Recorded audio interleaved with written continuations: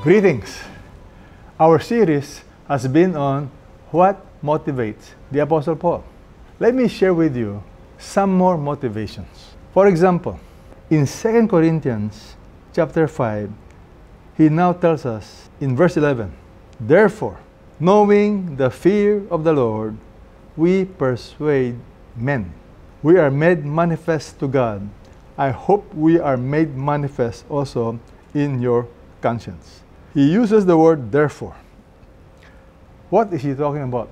The word therefore means you have to connect it with the previous verse. The previous verse talks about we shall all appear before the judgment seat of Christ. So Paul was not just motivated by the reality of his accountability to God. He says, therefore, knowing the fear of the Lord. Today, many people don't understand the fear of the Lord. We like to focus on the love of God, which is very important. But the Bible talks about the reality of the fear of the Lord. It's a healthy fear. It is not the idea of you shudder, you are scared of God. No, but it has the idea of you don't want to displease Him. You honor Him. You know the consequences of disobeying Him. So this idea of fear is very healthy. The Bible often talks about the double motivation, the dual motivation of the Christian life. Love and the fear of God. In the Old Testament, we are commanded to love God and to fear Him. In the New Testament, we are commanded to love God and to fear Him. In fact, in 2 Corinthians chapter 5, notice, he not only talks about the fear of the Lord.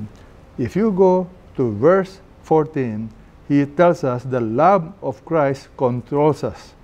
Having concluded this, that one died for all, therefore all died. The love of Christ controls us. What is he talking about? He is motivated by the love of Christ. Because according to him, Christ died for us.